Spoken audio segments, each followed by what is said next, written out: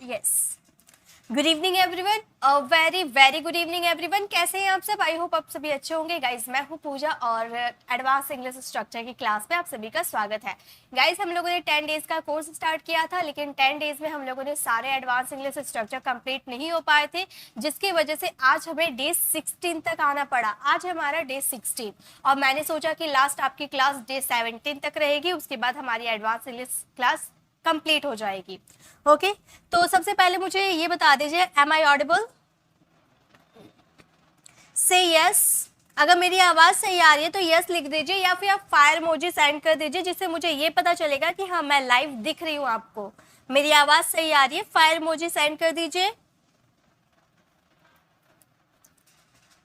Good evening guys.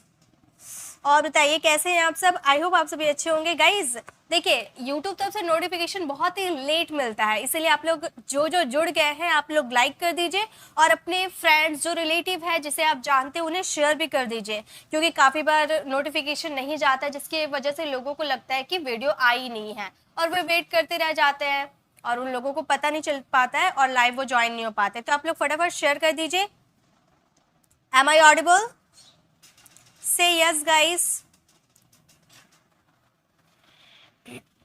Sorry, थोड़ी गले में प्रॉब्लम हो गई है, वेदर चेंज हो रहा है ना, जिसकी वजह से गले में प्रॉब्लम हो गई है। सो आई एम सॉरी अगर कोई डिस्टर्ब होती है आप लोगों को, बट मैं पढ़ाने की पूरी कोशिश करूंगी। जैसा हमारा रोज का क्लास होता है, आज भी मैं आप लोग का वैसे ही क्लास ले रही हूँ। कोई क्लास हमारी ऑफ फ्री रहती है, पर डे मैं आप लोग के लिए वीडियो लेकर आती हूँ। सो चलिए क्लास स्टार्ट करते हैं। Okay, good evening. फटाफट लाइक कर दीजिए। So today our first structure is he is one of those. He is one of those का मतलब होता है वह उनमें से है। जैसे बहुत सारे आप सेंटेंसेस बोलते हो, वही सारे स्ट्रक्चर करवाऊंगी जो आपके काम आएंगे। ये क्लासेस है और एक लास्ट हमारी डे 17 की क्लास रहेगी। डे 17 में मैं ये कोशिश करूंगी कि उनमें सारे स्ट्रक्चर करवा दूं, भले क्लास लंबी हो जाए, लेकिन डे 17 तक सारे स्ट्रक्चर कंप्लीट करवा दूंगी। ओके तो बहुत बार आप ऐसे सेंटेंसेस बोलते हो ना, मैं उनमें से हूं जो आपकी इंग्लिश सुधार सकती हूँ। वह उनमें से है जो सबकी भला करता है। राम उनमें से है जो सबकी मदद करता है। तो उनमें से है ना, तो हम बोलेंगे he is one of those. He के जगह आपका सी आ सकता है, आई आ सकता है, उसके अकॉर्डिंग इज आपका चेंज हो जाएगा। ओके तो ही इज वन ऑफ दोज का मतलब वह उनमें से है। ओके चलिए सेंटेंसेस बनाएंगे, आप लोगों को सेंटेंसेस के थ्रू समझ में आ जाएगा। और एक चीज, सब कुछ भी चेंज नहीं होगा, बस आपका चेंज क्या होगा, ये सब्जेक्ट, आपका सब्जेक्ट चेंज होगा और सब्जेक्ट के अकॉर्डिंग आपके हेल्पिंग वर्ब चेंज होंगे, और कुछ चेंज नहीं होगा। ओके आपको ग्रामर आते हैं, आप आराम से बना लोगे। तो वह उनमें से है जो सबका भला सोचते हैं। तो कैसे बोलेंगे? वह उनमें से है, हमारा पहला स्ट्रक्चर वह उनमें से है, इसके लिए हम क्या यूज करेंगे? He is one of those। क्या यूज करेंगे? हम बोलेंगे he is one of those। one of those, वह उनमें से है, he is one of those जो सबका भला सोचते हैं। इसके लिए हमारा सिंपल सेंटेंस जो आप बनाते हो, जो किसी पर्सन के बारे में बात कर रहे हो तो जो के लिए हु आता है। देखिए जो एक ऐसा वर्ड है ना, जो आप व्हाट का भी यूज करते हो, जो के सेंस में आप वर्ड का यूज करते हो ना, बिल्कुल करते हैं, लेकिन वर्ड का यूज होता है, ये रिलेटिव प्रोनाउन है, ठीक है, जो आपका रिलेटिव प्रोनाउन है। तो व्हाट आप वहां पर यूज करोगे जब आप किसी इशू, किसी मैटर की बात करोगे, किसी थिंग्स की बात करोगे, मतलब बात होती है ना कोई, उसकी बात करोगे तो व्हाट का यूज करना। बट अगर आप पर्सन की बात करते हो तो वहां पर आप हु का यूज करना। हु सबका भला सोचता है, सबका भला सोचता है, यानी कि who wish the well being all of all. देखिए कई बार ऐसे सेंटेंसेस आपको बनाने को मिलेंगे जो वर्ड टू वर्ड या फिर कोई ग्रामर रूल के हिसाब से नहीं बनते हैं, लेकिन इसका मतलब ये नहीं कि सारे ये वाला सेंटेंसेस आपको समझ नहीं आ रहा तो कोई भी सेंटेंसेस नहीं बना पाओगे। देखिए बहुत सारे सेंटेंसेस ऐसे होते हैं जिनमें कोई ग्रामर रूल अप्लाई नहीं कर पाते हम, या तो वो फ्रेज होते हैं कोई, या कोई ऐसे सेंटेंसेस आपको दिख जाते हैं जिसका मतलब ही समझ नहीं आता। इसका मतलब ये थोड़ी है कि वो गलत है, नहीं, कुछ की बोलने का तरीका अलग होता है, ठीक है। जैसे कि वह उनमें से है जो सबका भला सोचते हैं। ही is one of those who wish the well being of all. सोचते हैं, ताहे ती है देखकर आप सोचोगे प्रेजेंट इंडेफिनिट पे से फॉलो कर देते हैं, बट नहीं, इसे इस तरह से बोलेंगे, चाहे आप इसे याद कर लो। ओके, चलिए नेक्स्ट देखिए, मैं उनमें से हूँ जो दूसरों की मदद के लिए हमेशा तैयार रहता हूँ। ओके, तो मैं उनमें से हूँ, अभी था वह उनमें से है, लेकिन यहाँ पर मैं है, मैं यानी कि आई के अकॉर्डिंग एम का यूज करेंगे। आई am one of those, I am one of those, मैं उनमें से हूँ, आई एम वन ऑफ दोज। जो के लिए हम क्या यूज करेंगे, पर्सन की बात कर रहे हैं ना, तो हु का यूज करेंगे। हु आर ऑलवेज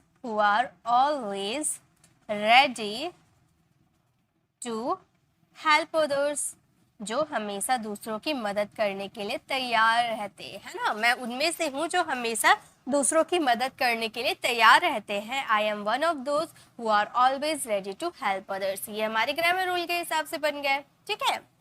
नेक्स्ट, वह उनमें से है जो कभी किसी के सगे नहीं होते। ये ऐसे बहुत सारे सेंटेंसेस आपको मिलेंगे बनाने को। देखिए, हमें ऐसा जरूरी नहीं है कि आप ये सेंटेंसेस तो मैं आपको बता रही हूँ, जो स्ट्रक्चर आपको बता रही हूँ वो आप सुबह से शाम तक यूज करते ही हैं, ऐसा कोई गारंटी नहीं है। इतने भी सारे सेंटेंसेस नहीं बोलते हम सुबह से शाम तक, लेकिन कई बार ऐसे सेंटेंसेस आपको बोलने पड़ सकते हैं, लेकिन अगर आपको स्ट्रक्चर याद नहीं रहा तो आप नहीं बना पाओगे। इसीलिए मैं आपको इतने सारे स्ट्रक्चर्स करवा रही हूँ, ताकि आप इन हर टाइम इंग्लिश बोल पाए। कैसा भी सेंटेंस आए तुरंत आप ट्रांसलेट कर लो। तो वह उनमें से है जो कभी किसी के सगे नहीं होते। बॉय का बात करो तो ही का यूज कर दो, गर्ल की बात करो तो सी का यूज कर दो। तो मान लो हम गर्ल की बात करें तो सी का यूज करें, तो हम क्या बोलेंगे, हम बोलेंगे she is one of those, she is one of those. वह उनमें से है, she is one of those जो हु कभी किसी के सगे नहीं होते, कभी नहीं यानी कि नेवर का यूज हुआ है, तो हम बोलेंगे सॉरी हु का यूज तो कर दिए हैं, हम बोलेंगे who are never loyal to anyone, वह उनमें से है जो कभी किसी के सगे नहीं होते। She is one of those who are never loyal to anyone. Loyal यानी कि किसी का भला के बारे में सोच ही नहीं सकते, किसी के प्रति वफादार ही नहीं होते। ओके, सगे नहीं होते। नेक्स्ट है हमारा, वे उनमें से है जो रूढ़िवादी परंपरा में मानते हैं। मतलब बहुत कोई ऐसा होता है जो ऑर्थोडॉक्स ट्रेडिशन को मानता है, रूढ़िवादी परंपराओं को मानता है, तो वे उनमें से है। मान लो प्लूरल की बात कर रहे हो, बहुत सारे लोगों की बात कर रहे हो, तो आप दे का यूज करोगे, है ना। तो आप बोलोगे they are one of those, they are one of those. वे उनमें से है जो, यानी कि हु, बिलीव मानते हैं यानी कि अपनाते हैं, विश्वास करते हैं, है ना, यानी कि बिलीव इन ऑर्थोडॉक्स, यहाँ पे लिख देते हैं ऑर्थोडॉक्स ट्रेडिशंस। ऑर्थोडॉक्स ट्रेडिशंस का मतलब रूढ़िवादी परंपरा। ओके, तो वे उनमें से है जो रूढ़िवादी परंपरा में मानते हैं। They are one of those who believe in orthodox tradition. तो आप याद रख लीजिए रूढ़िवादी परंपरा, एक कॉपी निकाल लीजिए। सारे सेंटेंसेस आपको लिखने की जरूरत नहीं है, सारी सेंटेंसेस आपको लिखने की जरूरत नहीं है, या फिर आपके बगल में कुछ भी है, पेन है तो हाथ में लिख लो अभी फिलहाल के लिए कि रूढ़िवादी परंपरा मीन्स ऑर्थोडॉक्स ट्रेडिशंस। ऐसे क्या होगा, कुछ ऐसा वर्ड आप लिख लोगे ना, एक कॉपी में नोट्स बना लोगे। अभी ये इसकी तो पीडीएफ में अपलोड कर दूंगी, लेकिन पीडीएफ में फिर आप भूल जाओगे कहाँ पर था, मैम ने कौन सा वर्ड बोला था लिखने को, आप कंफ्यूज हो जाओगे। इससे अच्छा है कि आप कॉपी निकाल लो, पेन निकाल लो, और जो आपको लगता है कि ये वर्ड की इंग्लिश हमें नहीं पता है तो उसे आप कॉपी में लिख लो। इससे क्या होगा, जो वर्ड आपको नहीं पता होगा उसकी जानकारी हो जाएगी, ठीक है। तो रूढ़िवादी परंपरा यानी कि ऑर्थोडॉक्स ट्रेडिशन। ओके, हम उनमें से है जो सबके साथ एक सा व्यवहार करते हैं, मतलब एक जैसा व्यवहार करते हैं। हम उनमें से हैं यानी कि we are one of those. आप मेरे साथ बनाते हुए चलिए, जब तक आप नहीं बनाओगे तब तक कुछ नहीं होगा। मैं बना दूंगी, कुछ फायदा नहीं होने वाला है आपका। आपको खुद बनाना होगा। काफ़ी सारे कुछ लोगों ने कमेंट करते हैं कि मैम आप इतने सारे एग्जाम्पल्स मत दिया करो, तो एग्जाम्पल्स काफ़ी है। तो गाइस एग्जाम्पल्स काफ़ी नहीं होते हैं। अगर आपके लिए 2 एग्जाम्पल ही काफ़ी है तो आप इंग्लिश बोलना क्यों नहीं शुरू कर रहे हैं? जब आप इतने इंटेलिजेंट है, आपको 2 एग्जाम्पल से समझ में आ जा रहा है, तो आपको इंग्लिश बोलना भी स्टार्ट कर देना चाहिए। तो ज़रूरी नहीं है कि 2 सेंटेंसेस मुझे पता है कि आपको मैं एक सेंटेंस बता रही हूँ ना, आपको समझ में आ जा रहा, लेकिन समझने से ज़्यादा ज़रूरी है प्रैक्टिस, जो कि मैं आपको करवा रही हूँ। इस तरह से आप बार बार उसी स्ट्रक्चर को कम करते जाओगे, बार बार करोगे ना, तो आपके माइंड में वो स्ट्रक्चर फिट हो जाएंगे। जो चीज़ बार बार हम करते हैं ना, जो चीज़ बार बार देखते हैं, तो वो हमारी आंखों को हमारे माइंड में सेट हो जाती है, जिसकी वजह से हमें वो याद हो जाते हैं। ठीक है, तो हम उनमें से हैं, we are one of those who एक सा व्यवहार करते हैं, यानी कि ट्रीट करते हैं, हु treat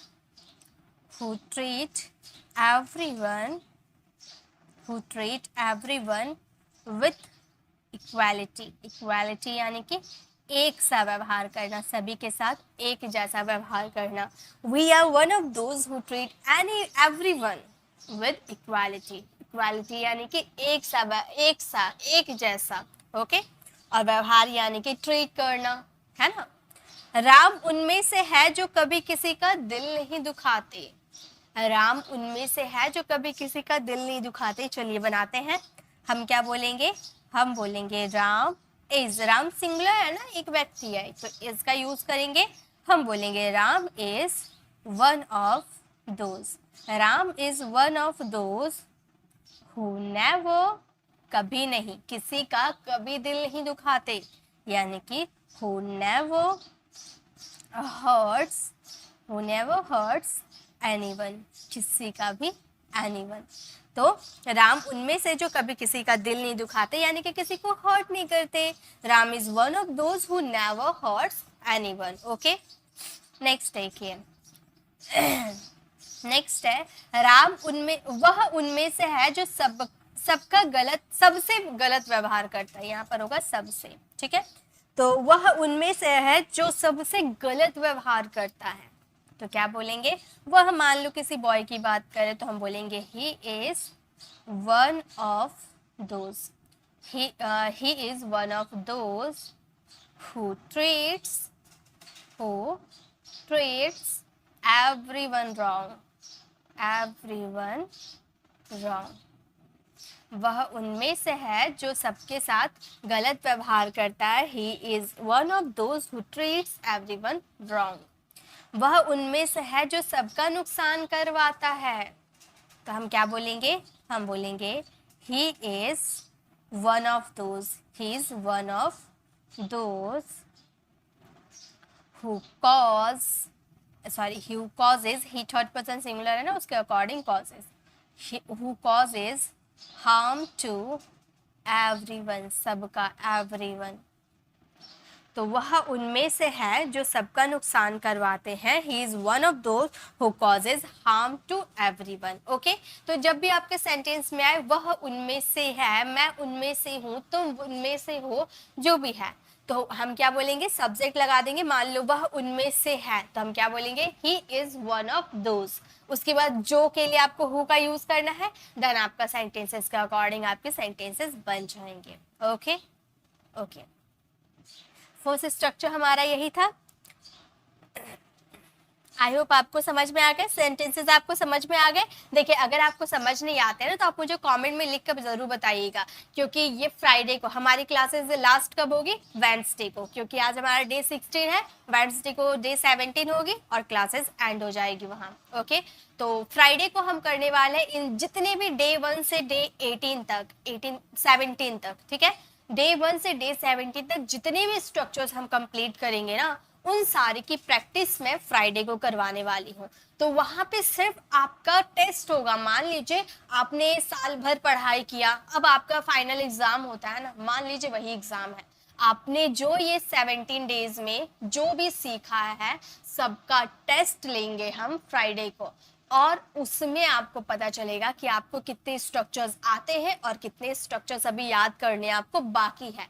तो फटाफट आप लोग अभी से तैयारी करना स्टार्ट कर दीजिए, क्योंकि फ्राइडे को होने वाली है आपकी धमाकेदार वाली प्रैक्टिस। ओके, चलिए नेक्स्ट हमारा नेक्स्ट स्ट्रक्चर में चलते हो गाइस। इससे आपकी पीडीएफ आपको मेरी Telegram channel pre English classes पे मिल जाएगी। तो डिस्क्रिप्शन पे दिए गए लिंक पे क्लिक करके आप हमारे टेलीग्राम चैनल को ज्वाइन कर सकते हो, या फिर आप टेलीग्राम पे जाकर जो हमारा यूट्यूब चैनल का नाम है प्री इंग्लिश क्लासेस, उसे सर्च करोगे तो आपको मिल जाएगी और वहां से आप हमें ज्वाइन कर लोगे। पर डे की पीडीएफ में अपलोड कर चुकी हूँ, ये डे 16 की भी पीडीएफ आपको वहां मिल जाएगी। ओके ओके ओके, चलिए नेक्स्ट हमारा सेकंड नंबर स्ट्रक्चर है इज इट ओके इफ।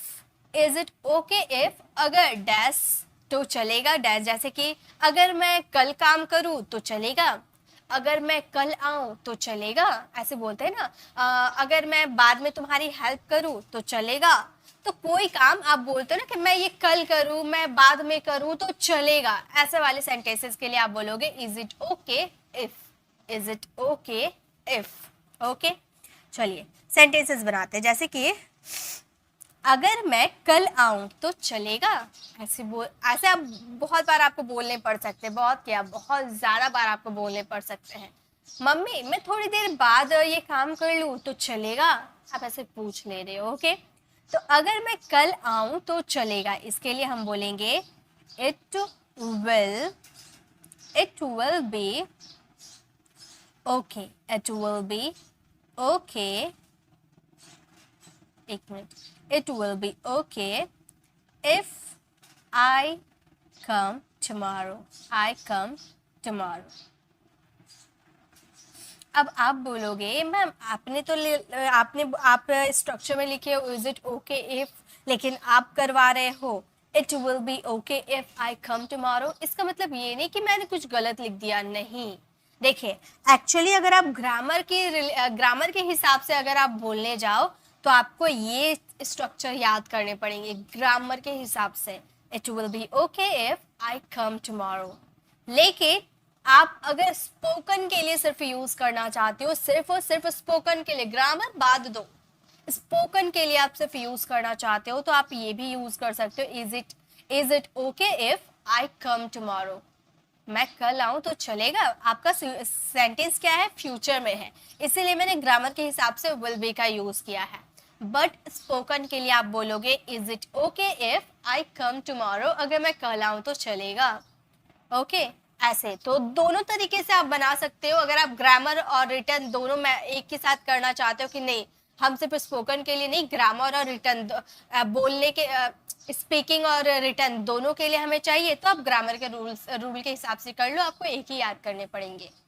लेकिन अगर आप सिर्फ स्पीकिंग के लिए यूज करना चाहते हो तो आप ये भी यूज कर लोगे तो भी करेक्ट है। ओके, ये आपके ऊपर डिपेंड करते हैं। अगर मैं एक दिन छुट्टी ले लूं तो चलेगा। अगर मैं एक दिन छुट्टी ले लूं तो चलेगा। तो हम ग्रामर और स्पोकन दोनों के लिए मैं करवा रही हूँ तो दोनों मैं मेंशन करूंगी, तो मैं इस तरह से आपको बताती हूँ। अगर आप स्पीकिंग के लिए यूज कर रहे हो तो कुछ नहीं करना है आपको, बस क्या करना है इज इट ओके इफ, उसके बाद जो आपका बाद में सेंटेंस आएगा उसे आप मेंशन कर दोगे, बस काम खत्म, इतना ही आपको करना है। ओके, तो अगर मैं एक दिन छुट्टी ले लूं तो चलेगा, तो आप क्या बोलोगे, आप अगर ग्रामर और रिटन दोनों के लिए, आप ग्रामर के लिए कर रहे हो ना, तो आप ऐसे बोलना it will be okay. It will be okay if एक दिन छुट्टी ले लूं, यानी कि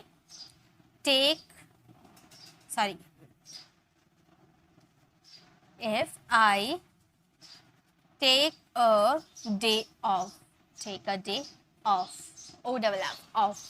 अगर मैं एक दिन छुट्टी ले लूँ तो चलेगा, it will be okay if I take a day off.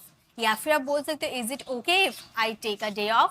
अगर मैं एक दिन छुट्टी ले लूँ तो चलेगा, ओके, डे ऑफ यानी कि एक दिन छुट्टी लेना। ओके, अगर मैं तुम्हें थोड़ी देर में कॉल करूँ तो चलेगा। मान लो आप किसी से बात करो, उसी बीच आपकी मम्मी ने आपको बुला लिया, तो आप अपने फ्रेंड को बोल रहे हो कि मैं आपको थोड़ी देर बाद कॉल करूँ तो चलेगा। ओके, तो आप ये सेंटेंसेस को बोल सकते हो, दोनों तरीके से आप बोल सकते हो। ये तो इजी तरीका है, इज इट ओके इफ ये तो आप इजी तरीके से बना लोगे, मुझे पूरा गारंटी है कि आपको वो समझ में आ गया। तो मैं ग्रामर के हिसाब से आपको बताती हूँ, ओके, ताकि दोनों आप मैनेज कर लो। हम बोलेंगे इट। और देखिए और एक चीज मैं आपको बता दूं, अगर मैं थोड़ी देर में कॉल करूं तो चलेगा, अगर हम ये सेंटेंसेस को प्रेजेंट के लिए यूज करें। क्या? प्रेजेंट। अब ये प्रेजेंट क्या है? देखिए अभी तक आपने जो भी सेंटेंसेस फ्रेम किए, 1 मिनट, प्रेजेंट, अभी जो हम 2 सेंटेंसेस फ्रेम किए, ये 2 सेंटेंसेस हम फ्यूचर के लिए यूज कर रहे हैं, तभी तो विल बी का यूज कर रहे हैं, राइट? लेकिन मान लो ये सेंटेंसेस मैं प्रेजेंट में यूज कर रही हूँ कि अगर मैं थोड़ी देर में कॉल करूँ, ये सेंटेंसेस मैं लिखी हूँ, इसमें आपको पता नहीं चलेगा कि ये प्रेजेंट है, फ्यूचर है या पास्ट है। बोलने पे डिपेंड करता है कि आप जिस वक्त बोल रहे हो उसके अकॉर्डिंग सेंटेंस बनाओ, है ना? इसीलिए मैं आपको ये समझा रही हूँ कि अगर मैं थोड़ी देर में कॉल करूँ तो चलेगा। मान लो ये सेंटेंस आप प्रेजेंट के लिए यूज कर रहे हो, प्रेजेंट के लिए, तो आप इसमें वर्ड का यूज कर सकते हो, ठीक है? क्योंकि प्रेजेंट मतलब फ्यूचर इन पास्ट की बात करो, प्रेजेंट की बात करो, तो हमेशा हम यूज करते हैं वुड का, ओके, वुड का यूज करते हैं। सब यही बोलता है कि वर्ड का पास्ट फॉर्म वुड होता है ना, तो आप पास्ट और प्रेजेंट के लिए वुड का यूज करोगे और फ्यूचर के लिए आप विल का यूज करोगे, ओके? तो हम ये सेंटेंसेस को इस तरह बोल सकते हैं, इट वुड बी, विल की जगह वुड यूज कर देंगे, बात खत्म, okay? Would be okay if, it would be okay if I called you a little later, a little later। अगर मैं आपको थोड़ी देर में कॉल करूँ तो चलेगा? It would be okay if I called you later, okay? इस तरह से हम सेंटेंसेस बनाएंगे। चलिए अब नेक्स्ट सेंटेंसेस बनाते हैं। अगर मैं ये काम कल करूँ तो चलेगा? तो आप ऐसे सेंटेंसेस कैसे बोलोगे? फ्यूचर के लिए यूज करते हैं। आप कैसे बोलोगे? अब बोलोगे इट विल बी। मेरे साथ बनाते हुए चलिए, it will be okay if I do this work, I do this work tomorrow, I do this work tomorrow. अगर मैं ये काम कल करूँ तो चलेगा? तो आप क्या बोलोगे? 1 मिनट,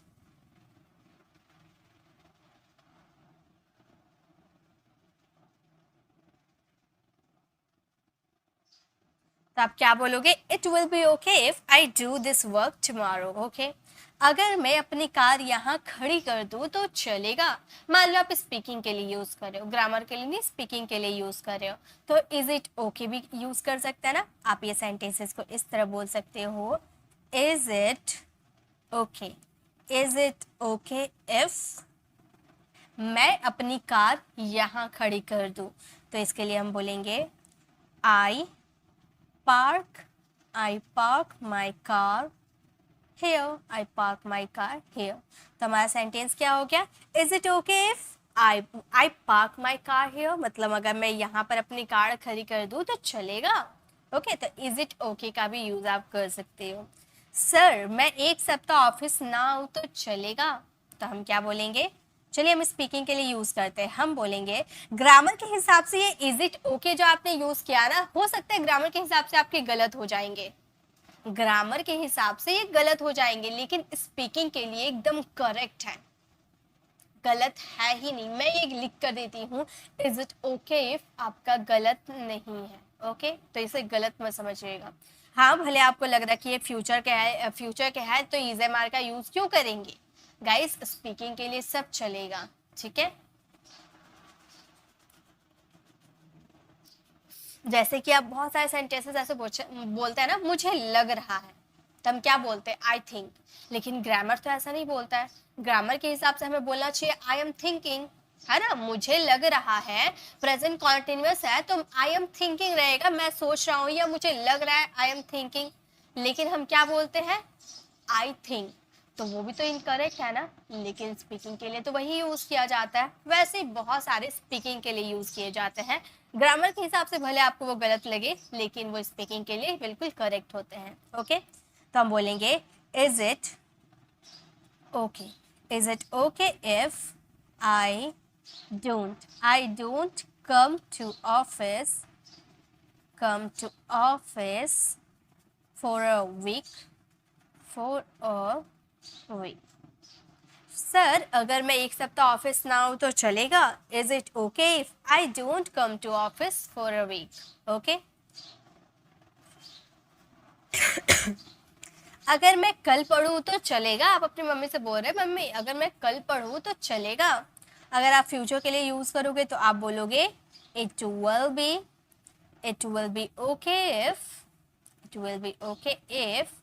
आई रीड टुमारो। अगर मैं कल पढ़ूँ तो चलेगा? It will be okay if I read tomorrow. अगर मैं कल वहाँ जाऊँ तो चलेगा?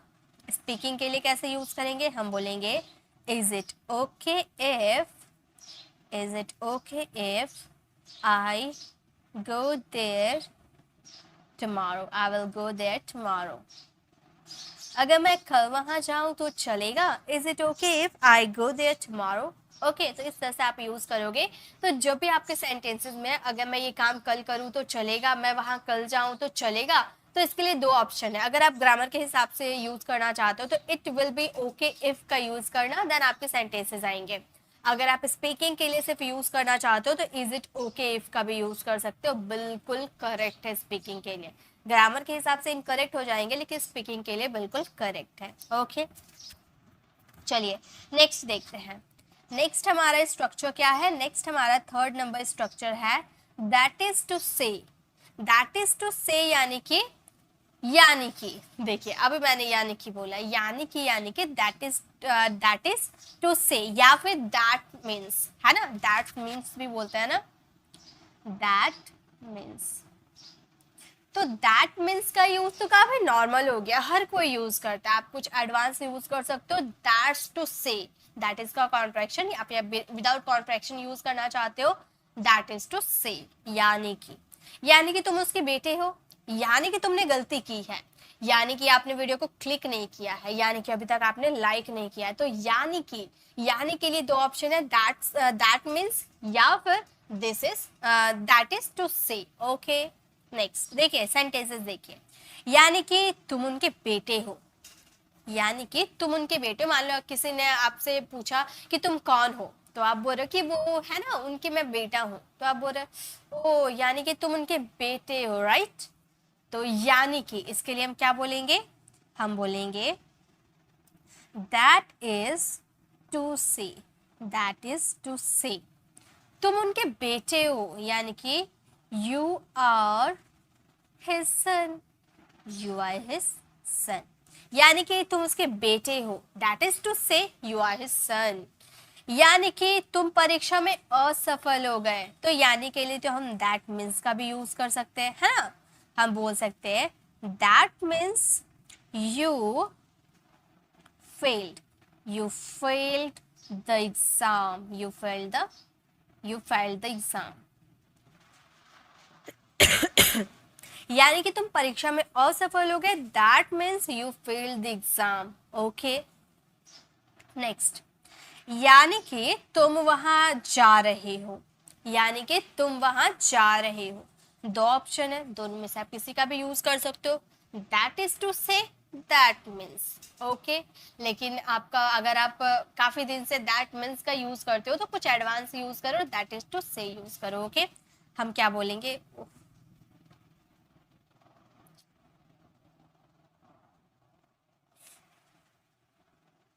यानी कि तुम वहां जा रहे हो।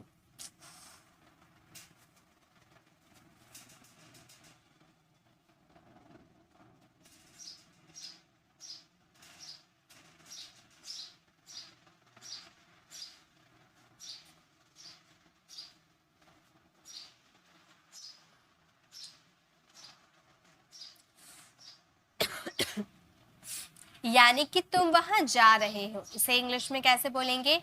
हम बोलेंगे that is to say, that is to से। यानी कि दैट इज टू से तुम वहां जा रहे हो, हम बोलेंगे you are going there, you are going there, you are going there. That is to say you are going there मतलब यानी कि तुम वहां जा रहे हो। यानी कि तुम उससे तलाक लोगे, यानी कि तुम उससे तलाक लोगे। यानी कि दैट मीन्स का भी यूज कर सकते हैं, दैट मीन्स तुम उससे तलाक लोगे, you will divorce her, you will divorce her, है ना। तो that means you will divorce her. Next है यानी कि तुम यहाँ नहीं रुकोगे, यानी कि तुम यहाँ नहीं रुकोगे तो हम बोलेंगे that is to say, that is to say तुम यहाँ नहीं रुकोगे। यू वॉन्ट, विल नॉट का contraction want, you want stay here, you want stay here, है ना। यानी कि तुम यहाँ नहीं रुकोगे तो हम बोलेंगे that is to say you want stay here, यानी कि तुम यहाँ नहीं रुकोगे। यानी कि वो तुम्हें, यानी कि तुम वही हो, हाँ, यानी कि वो तुम हो जिसने उसे धोखा दिया, यानी कि तुम वही हो जिसने उसे धोखा दिया। इसे इंग्लिश में कैसे बोलेंगे, हम बोलेंगे that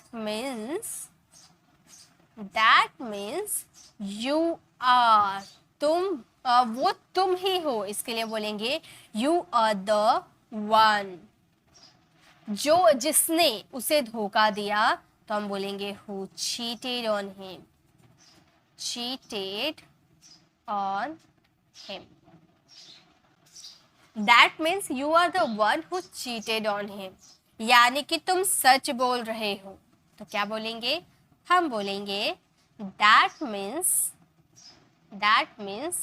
you are telling the truth, you are telling the truth, यानी कि तुम सच बोल रहे हो, that means you are telling the truth, यानी कि तुम उसे जानते हो, यानी कि तुम उसे जानते हो तो हम बोलेंगे that is to say you know him, you know, यानी कि तुम उसे जानते हो, that is to say you know him. तो जब भी आपको सेंटेंसेस में बोलना हो यानी कि, तो यानी कि के लिए आपको लगाने हैं दैट्स मीन्स या फिर that is to say. Okay, दोनों ही आपके अच्छे वर्ड है, दोनों में से आप किसी का भी यूज कर सकते हैं। नेक्स्ट देखिए, नेक्स्ट हमारा स्ट्रक्चर है 4th number, left object open, open की जगह ऑन भी आ सकता है, ठीक है। तो ओपन आपका चेंज हो सकता है, छोड़ दिया, जैसे आप बोलते हैं ना तुमने टीवी छोड़ दिया है, तुमने टीवी खुला छोड़ दिया है, मतलब ऑन छोड़ दिया है, तुमने फ्रिज खुला छोड़ दिया है, तुमने दरवाजे खुले छोड़ दिए हैं, तुमने खिड़कियां खुली छोड़ दी है, उसने चार्जर ऑन छोड़ दिया है, तुमने अलमारी खुली छोड़ दी है। तो कोई खुला छोड़ दिया है, ऑन छोड़ दिया है, उसके लिए बोलेंगे लेफ्ट ऑब्जेक्ट, मतलब जो चीज आप खुले छोड़ दिए हैं वो ओपन। ओपन आपका अगर खुला छोड़ने की बात हो रही है ओपन, और ऑन यूज कर रहा है जैसे कि लाइट ऑन, टीवी ऑन, तो उसके लिए ऑन यूज करेंगे। ओके, जैसे कि सेंटेंसेस देखिए काफी इंटरेस्टिंग है, ये आप अपने डेली लाइफ में यूज कर सकते हो, घर में आप इसे यूज कर सकते हो, ठीक है। अगर आपको बोलना हो तुमने दरवाजे खुला छोड़ दिया, तुमने दरवाजा खुला छोड़ दिया, पास्ट में छोड़ दिया, तो हम क्या बोलेंगे, हम बोलेंगे you left the door, you left the door open, you left the door open, तुमने खिड़की मतलब तुमने दरवाजा खुला छोड़ दिया, you left the door open, तुमने खिड़की खुली छोड़ दी है, तुमने खिड़की खुली छोड़ दी है, तो हम बोलेंगे you have left the window, you have left the window open, you have left the window open. एक बात आपको बताऊं, अगर देखिए बहुत चीज ऐसा होता है जो ग्रामर के हिसाब से सही होता है, लेकिन स्पीकिंग में आप उसे अलग तरीका से भी यूज करो तो चलेगा। जैसे कि ये हम पास्ट की बात किए और ये हम प्रेजेंट परफेक्ट की बात किए, राइट। दोनों सेंटेंसेस अलग था ना, लेकिन कई बार ऐसे होता है ना, हम प्रेजेंट परफेक्ट के ही सेंटेंस बोलते हैं लेकिन उसे ट्रांसलेट पास्ट में करते हैं। जैसे तुमने दरवाजा खुला छोड़ दिया है, आप है लगा रहे हो लेकिन उसे इंग्लिश में ट्रांसलेट पास्ट में करते हो, you left the door open बोलते हो। You left the door open, तुमने दरवाजा खुला छोड़ दिया है। तो जरूरी नहीं है कि आपको ग्रामर पूरा एकदम रट कर वही डिट्टो आपको उतार देनी है, नहीं। स्पीकिंग के लिए आप ऐसे बोल सकते हो। मान लो आप बोल रहे तुमने फ्रिज ऑन छोड़ दिया है, तुमने फ्रिज ऑन छोड़ दिया है, तो आप बोल सकते हो you left the fridge on. तुमने फ्रिज ऑन छोड़ दिया है मैंने बोला है ना, तो ये तो परफेक्ट का है, लेकिन हम इसे पास्ट में कन्वर्ट कर सकते हैं। हम बोल सकते हैं you left the fridge on. Okay, हम इसे पास्ट में बना सकते हैं। अगर आप स्पीकिंग की बात कर रहे हो, एकदम करेक्ट है, कुछ गलत नहीं है। ओके, चलिए देखते हैं। जैसे, लेकिन ग्रामर है तो ग्रामर को भी फॉलो कर सकते हैं। जैसे तुमने फैन ऑन छोड़ दिया है, तुमने फैन ऑन छोड़ दिया है, तो आप ये सेंटेंसेस सिंपली, अगर आप स्पीकिंग के लिए बोल रहे हो ना, तो सिंपली ज्यादा ताम झाम करने की जरूरत नहीं, आप सिंपली बोल सकते हो you left the fan, you left the fan on. आप ऐसे बोल सकते हो, लेकिन लग रहा है कि नहीं मैं गलत हो जाएगा हमारा सेंटेंस, आप कॉन्फिडेंट नहीं हो, फील नहीं कर रहे हो, कॉन्फिडेंट फील नहीं कर रहे हो बोलने में, आपको लग रहा है कहीं ना कहीं मैं मिस्टेक कर रहा हूँ, तो आप ऐसे भी बोल सकते हो। आप ऐसे भी बोल सकते हो you have left the fan on, the fan on. अब ग्रामर के हिसाब से भी इसे ट्रांसलेट कर सकते हो, जिसमें हम कंफर्टेबल हो, जैसे आप कंफर्टेबल हो वैसे बोलो, you left the fan on या you have left the fan on. जरूरी नहीं है कि आपको हिंदी वाले सेंटेंस, अब आपके सामने कोई हिंदी वाले सेंटेंस बोलेगा, आपको कोई इंग्लिश में बात करेगा, तो पहले आप उसका हिंदी ट्रांसलेट करोगे, फिर उसका इंग्लिश ट्रांसलेट करोगे, ऐसे करोगे क्या? नहीं, आपको तुरंत जवाब देना होगा। उस समय आपको ग्रामर की जरूरत नहीं पड़ेगी, मतलब ग्रामर तो आपके माइंड में फिट रहेगा, लेकिन उस समय आप स्ट्रक्चर को फॉलो नहीं करोगे, आपके माइंड में जो आएगा उस समय आप वो बोलोगे।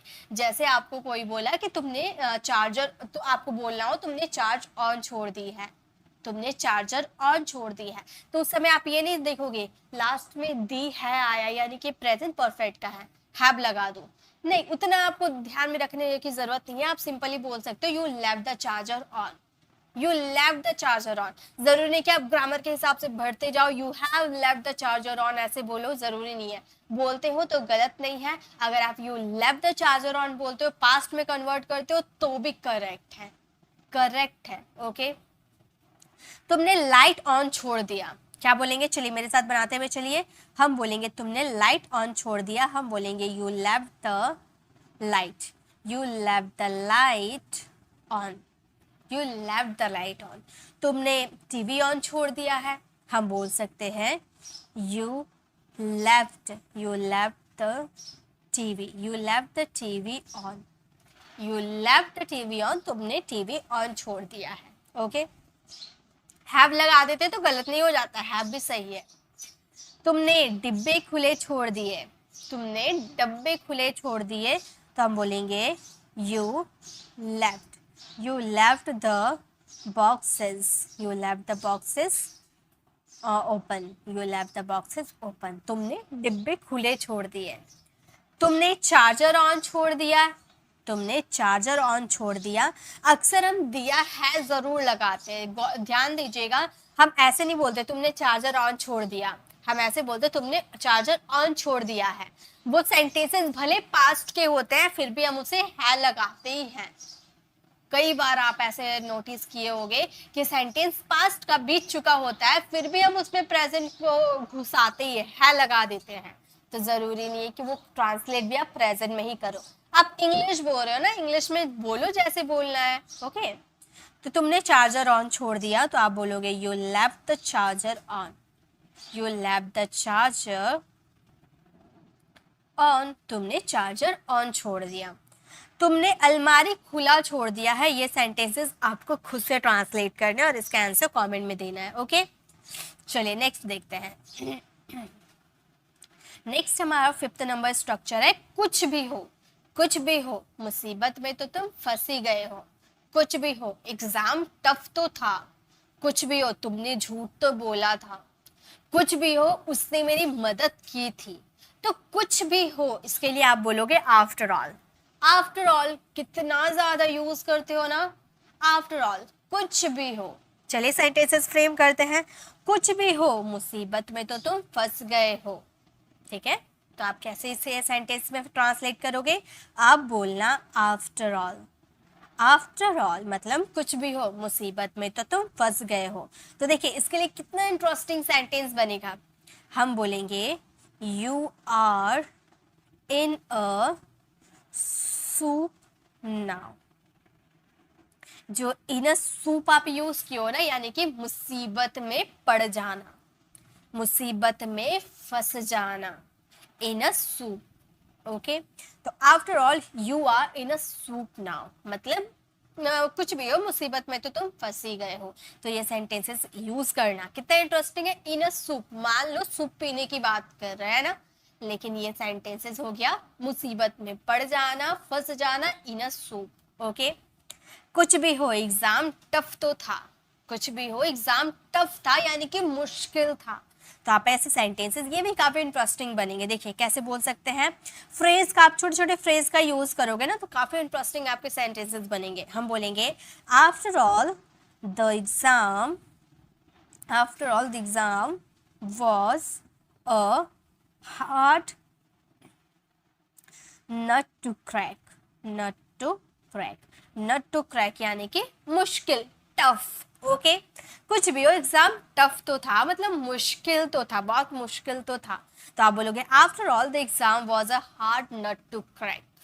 ओके, नेक्स्ट, कुछ भी हो तुम खतरों से खेल रहे हो, कुछ भी हो तुम खतरों से खेल रहे हो। चलिए बनाते हैं। हम बोलेंगे after all you are playing, after all you are playing, you are playing with fire। अब बोलोगे मैम आपने आग की बात नहीं की, तो गाइज हम ऐसे ही तो बोल रहे कुछ भी हो तुम आग के साथ खेल रहे हो यानी कि खतरों के साथ खेल रहे हो। तो आप बोलोगे after all you are playing with fire. Okay, कुछ भी हो वह मेरी दोस्त है, कुछ भी हो वह मेरी दोस्त है, इसे इंग्लिश में कैसे बोलेंगे, मेरे साथ आप बनाते हुए चलो, ठीक है। हम इसे इंग्लिश में बोलेंगे after all, after all says my friend, says my friend. कुछ भी हो वह मेरी दोस्त है, after all says my friend. कुछ भी हो तुमने झूठ बोला, कुछ भी हो तुमने झूठ बोला। तो हम क्या बोलेंगे, हम बोलेंगे after all, after all you light, light बोल सकते हो या फिर यू टोल्ड लाई भी यूज कर सकते हो। ओके, तो आफ्टर ऑल यू लाई, कुछ भी हो तुमने झूठ बोला। नेक्स्ट,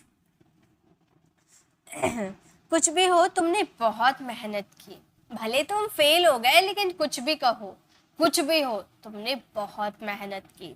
तो इसके लिए बोलेंगे after all, after all you worked, you worked very hard, you worked very hard. कुछ भी हो तुमने बहुत मेहनत की, after all you worked very hard.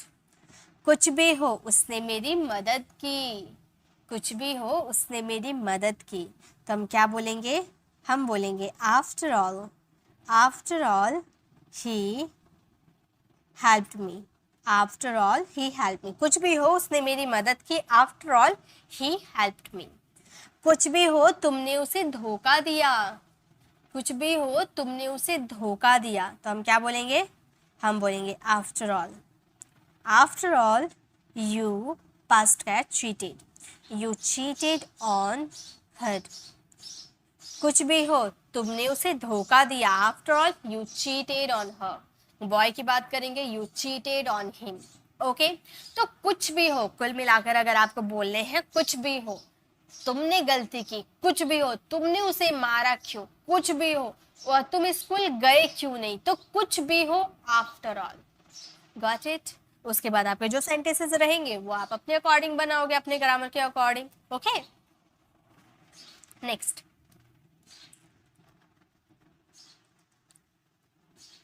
Next हमारा 6 नंबर स्ट्रक्चर है I am tired of. I am tired of यानी कि मैं थक गया हूँ, मैं तुम्हें समझा समझा के थक गया हूँ, मैं बोल बोल के थक गया हूँ, मैं काम कर कर के थक गया हूँ, मैं पढ़ पढ़ के थक गया हूँ, मतलब कोई काम कर कर के थक गया हूँ।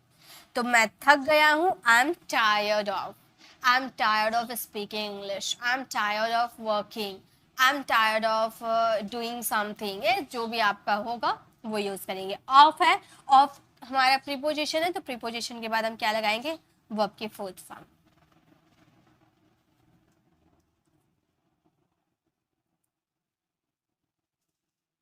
गाइस जो जो अभी जुड़े हैं आप लोग लाइक कर दीजिए, okay.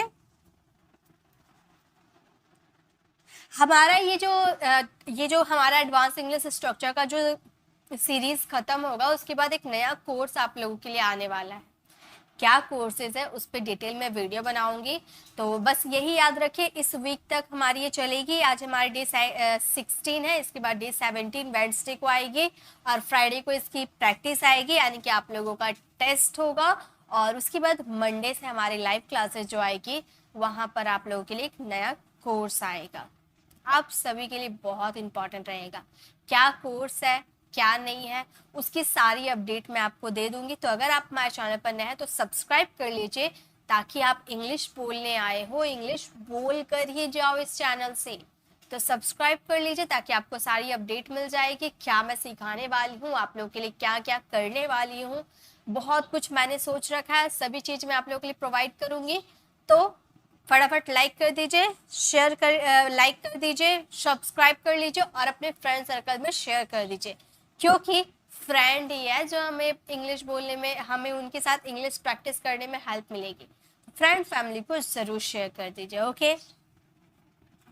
I am tired of, मैं थक गया हूँ, मैं तुम्हें समझा समझा कर थक गया हूँ।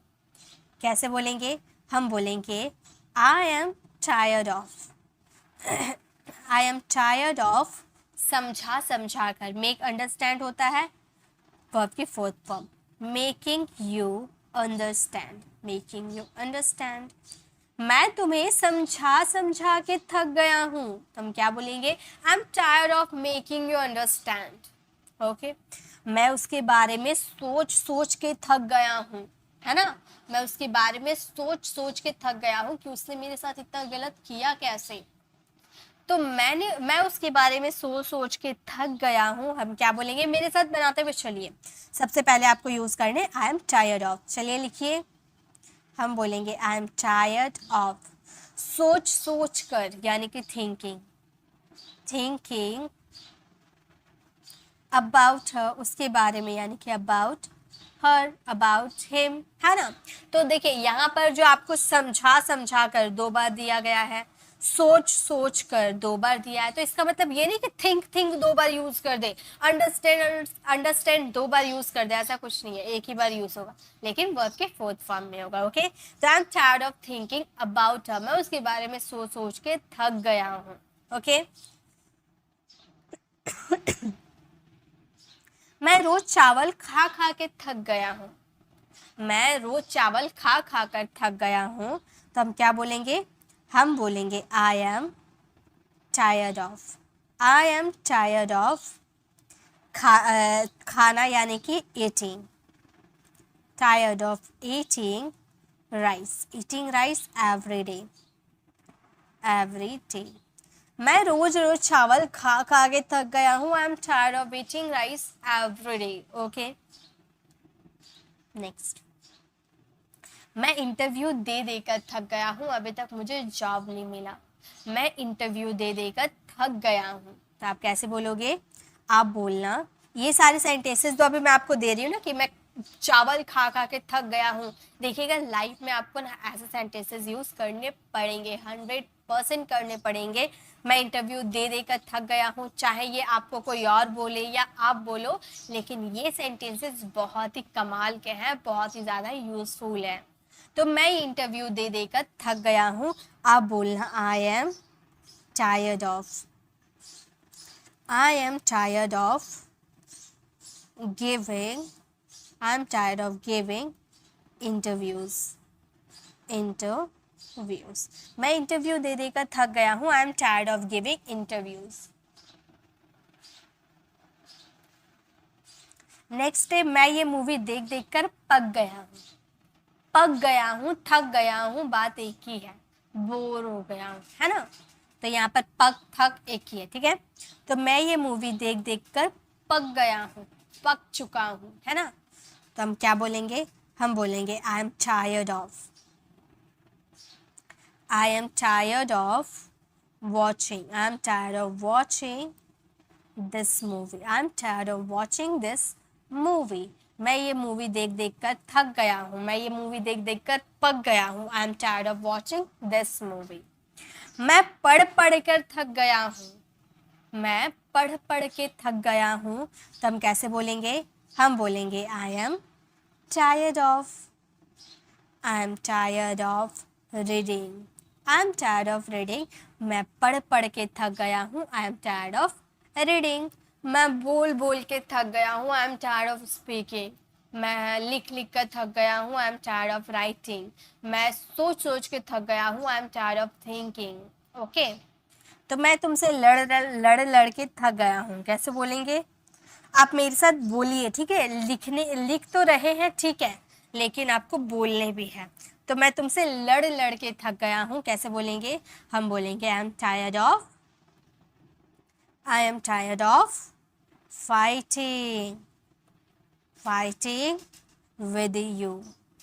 मैं तुमसे लड़ के थक गया हूँ, I am tired of fighting with you. Got it. मैं मोबाइल चला चला के थक गया हूँ, मैं मोबाइल चला चला के थक गया हूँ।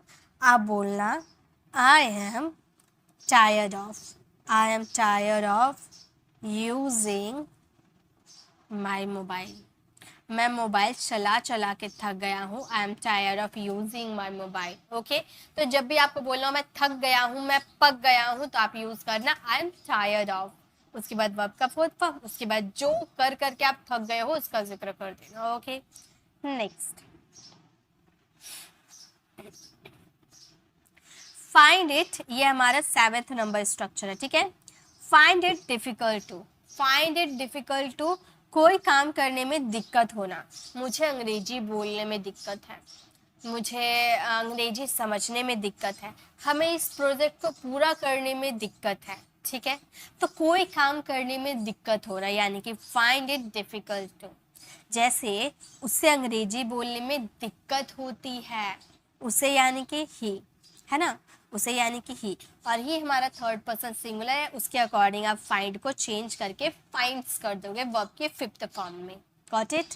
तो हम बोलेंगे he finds it difficult, difficult to, he finds it difficult to speak English, speak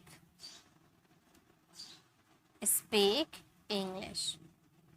तो हमारा सेंटेंस हो गया, उससे अंग्रेजी बोलने में दिक्कत होती है, he finds it difficult to speak English, मतलब इंग्लिश बोलने में तकलीफ होती है, दिक्कत होती है ना, महसूस होती है। नेक्स्ट, उन्हें इस प्रोजेक्ट को पूरा करने में दिक्कत हुई, पास्ट की बात कर रहा है, पास्ट की बात कर यानी कि फाइंड को सेकंड फॉर्म में चेंज कर देंगे, फाउंड कर देंगे, है ना। हम बोलेंगे they found it difficult, they found it difficult to complete, find it difficult to complete the project। उन्हें इस प्रोजेक्ट को पूरा करने में दिक्कत हुई, they found it difficult to complete the project. Okay, Neha को खाना बनाने में दिक्कत होती थी, पास्ट की बात की है, नेहा को खाना बनाने में दिक्कत होती थी, फाउंड वर्ब की सेकेंड फॉर्म, है ना। तो हम बोलेंगे Neha found it difficult, Neha found it difficult to cook food, Neha को खाना बनाने में दिक्कत होती थी, Neha found it difficult to cook food. तुम्हें कार चलाने में दिक्कत होती है, तुम्हें कार चलाने में दिक्कत होती है, तुम्हें यानी कि यू, है ना। हम बोलेंगे यू फाइंड वर्ब का फर्स्ट फॉर्म, यू हमारा प्लूरल होता है जिसकी वजह से वर्ब की फर्स्ट फॉर्म लगेगी, ता है, ती है, प्रेजेंट इंडेफिनिट है, ठीक है। तो हम बोलेंगे you find it difficult, you find it difficult to drive the car, drive the car. तुम्हें कार चलाने में दिक्कत होती है, you find it difficult to drive a car. उसे फुटबॉल खेलने में दिक्कत होती है, उसे फुटबॉल खेलने में दिक्कत होती है, उससे यानी कि ही। हम बोलेंगे he finds it difficult, he finds it difficult to play football, play football। उसे फुटबॉल खेलने में दिक्कत होती है, he finds it difficult to play football। उसे रोड पार करने में दिक्कत होती है, उसे रोड पार करने में दिक्कत होती है, तो हम बोलेंगे he finds it difficult, he finds it difficult to cross the road, to cross the road। उसे रोड पार करने में दिक्कत होती है, he finds it difficult to cross the road, okay.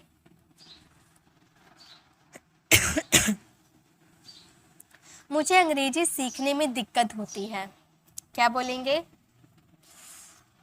मुझे अंग्रेजी सीखने में दिक्कत होती है, उसे काम करने में दिक्कत होती है। ये दो सेंटेंसेस आप फ्रेम करो, इसका आंसर कमेंट में ज़रूर देना, ओके। उसके बाद ही आगे आप कंटिन्यू करना, पहले आप इसका आंसर दे दो, ठीक है। चलिए नेक्स्ट देखते हैं।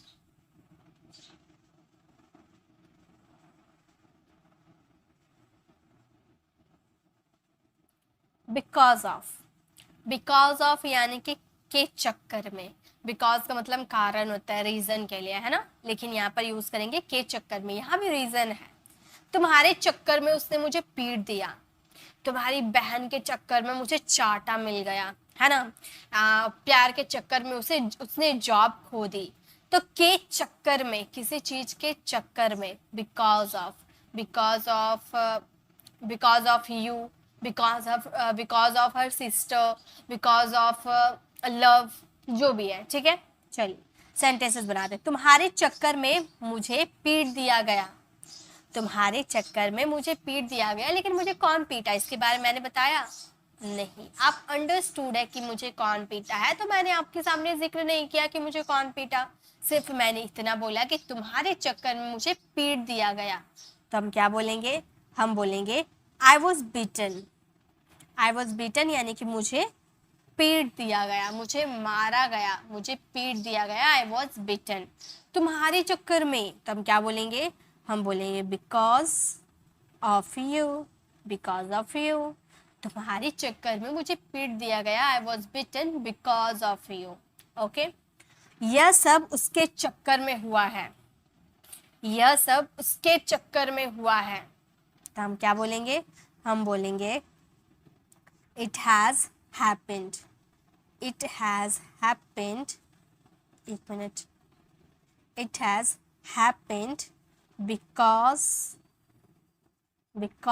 of her, यह सब उसके चक्कर में हुआ है, it has happened because of her, ठीक है। परीक्षा के चक्कर में मैं सो नहीं पाया, परीक्षा के चक्कर में मैं सो नहीं पाया, तो मैं सो नहीं पाया इसके लिए हम बोलेंगे आई कुडंट, कुड नॉट का contraction couldn't, I couldn't sleep, मैं सो नहीं पाया, आई कुडंट स्लीप, परीक्षा के चक्कर में, यानी कि बिकॉज ऑफ एग्जाम, परीक्षा के चक्कर में मैं सो नहीं पाया, I couldn't sleep because of exam. बारिश के चक्कर में हम लेट हो गए, बारिश के चक्कर में हम लेट हो गए, तो हम बोलेंगे हम लेट हो गए, we got late because of the rain, बारिश के चक्कर में हम लेट हो गए, we got late because of the rain. वह प्यार के चक्कर में पागल हो गया, वह प्यार के चक्कर में पागल हो गया, तो हम बोलेंगे he went crazy, went crazy, mad, okay, who went crazy because of her, because of love, because of love, प्यार के चक्कर में वो पागल हो गया, he went crazy because of love। तुम्हारे चक्कर में हम हार गए, क्या बोलेंगे? तुम्हारे चक्कर में हम हार गए। कोई हार जाता है ना मैच में, तो किसी एक की गलती की वजह से तो सब उस पर ब्लेम करने लगता है ना, तुम्हारी वजह से हम हार गए, तुम्हारे चक्कर में हम हार गए, तुम्हारी बातों में आ गए ना जिसकी वजह से हम हार गए, यानी कि तुम्हारे चक्कर में हम हार गए। हम हार गए, we lost because of you। तुम्हारे चक्कर में हम हार गए, we lost because of you।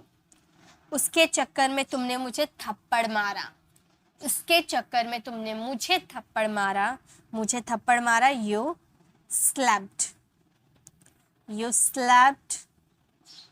me because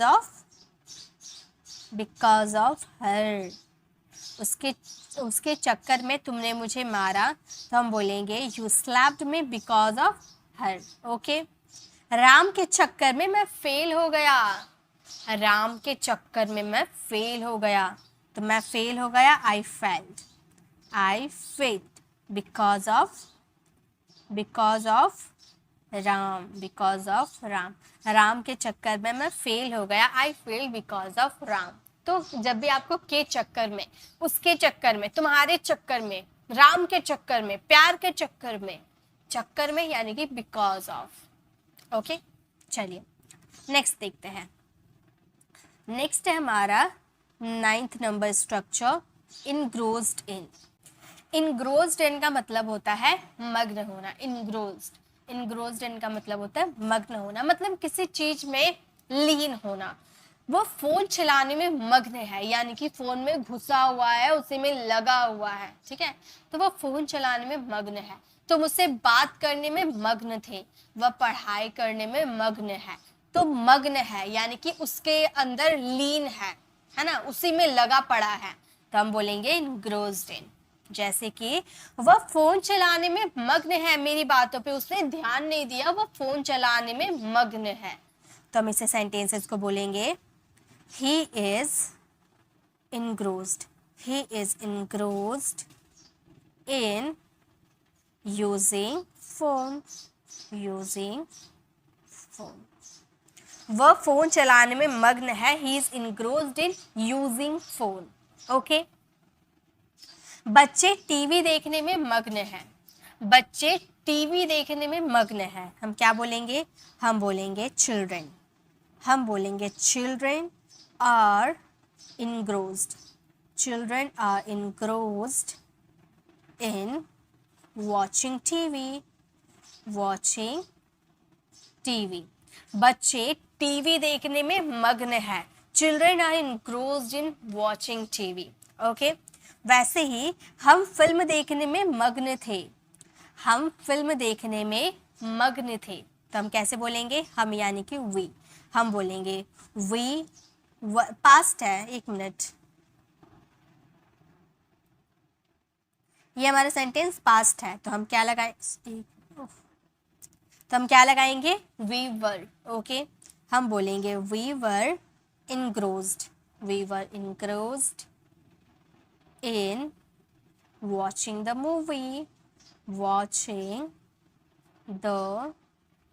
movie। हम मूवी देखने में मग्न थे, we were engrossed in watching the movie। वह अपनी गर्लफ्रेंड से बात करने में मग्न है, तो क्या बोलेंगे? हम बोलेंगे he is engrossed in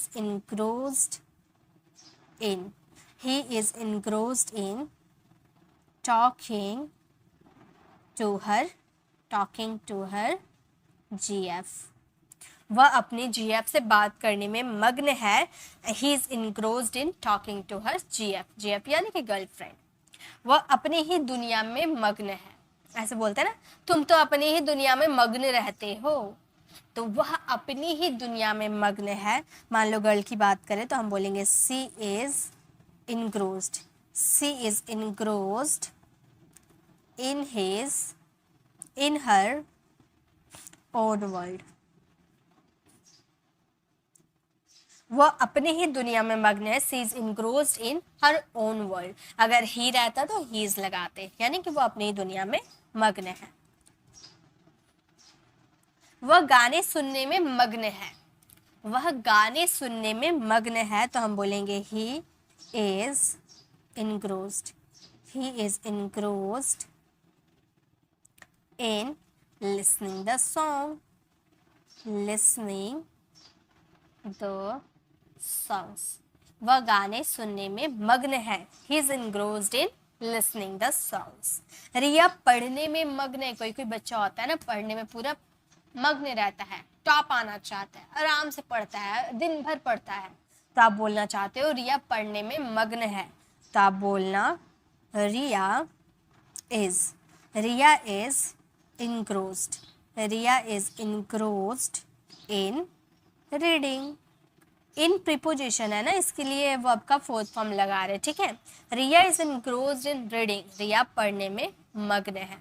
मैं पढ़ाने में मग्न हूँ, मैं पढ़ाने में मग्न हूँ, तो हम बोलेंगे I am engrossed, I am engrossed in teaching, I am engrossed in teaching। मैं पढ़ाने में मग्न हूँ, I am engrossed in teaching।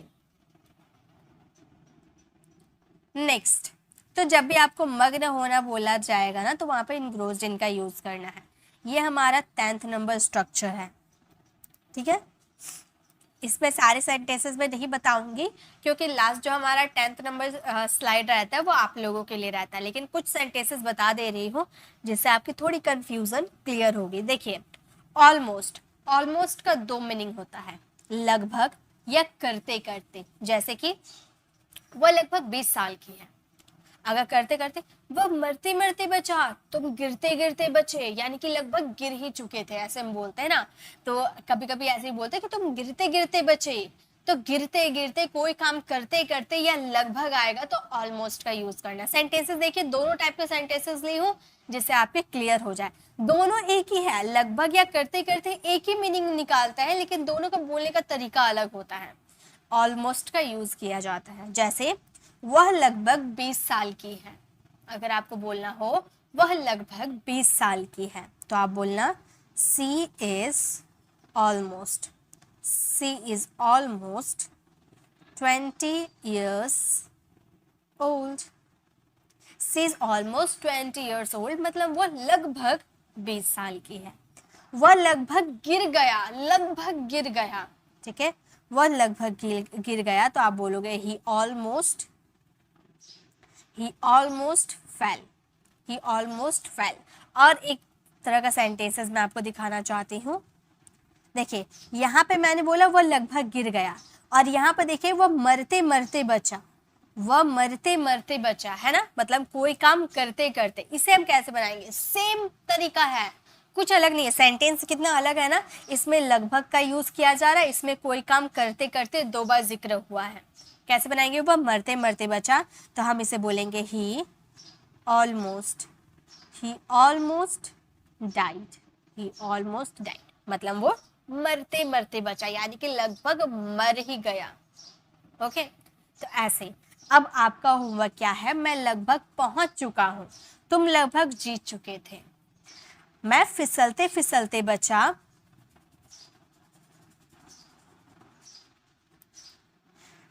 वह गिरते गिरते बचा, वह फेल होते होते बचा।